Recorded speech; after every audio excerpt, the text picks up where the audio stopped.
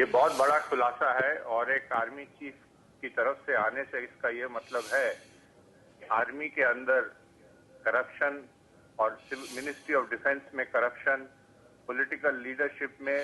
Defence के सौदों में बहुत बड़े करप्शन हो रहे हैं। और इसकी जो खबर थी, पहले से ये स्टोरी दिल्ली में चल रही थी और खासकर ये जो गाड़ी की बात हुई है, एक गाड़ी आती है टाटा व्हीकल। टाटा का मैंने जो सुना है वो ये है कि आर्मी चीफ के ऑफिस में ये जो ऑफिसर थे रिटायर्ड, तो इन्होंने बिचौलिया बन के ये कहा था कि आप 300 व्हीकल्स टाटा लेनी है, ये चेकोस्लोवाकिया से बनती हैं और आती हैं और ये हैवी व्हीकल ड्यूटीज होती हैं और आप इनको ले लीजिए।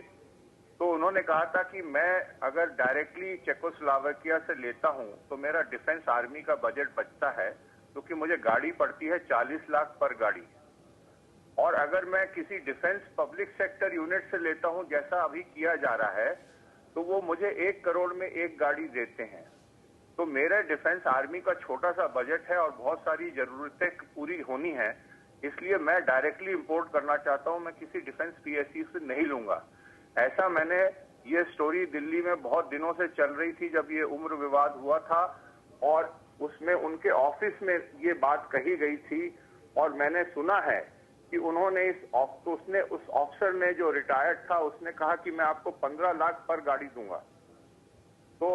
उन्होंने आर्मी चीफ ने, मैंने सुना, कहा कि आप यहां से निकल जाइए मेरे ऑफिस से इमीडिएटली, अदरवाइज मैं पर्सनली आपको थ्रैश करूंगा और बाहर फेंक दूंगा।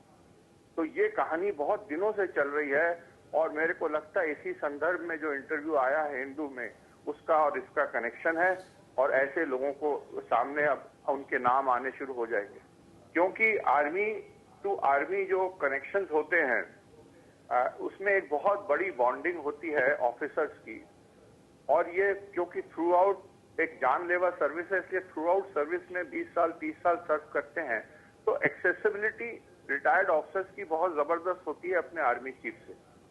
तो उसमें कोई बड़ी खास बात नहीं है कि आर्मी चीफ के ऑफिस में एक अपॉइंटमेंट लेना। एक एक्स सर्विसमैन के तौर पे मैं भी आर्मी चीफ से अपॉइंटमेंट ले सकता हूं और वो मुझे मना नहीं किया जा सकता क्योंकि मैं एक ऑफिसर हूं।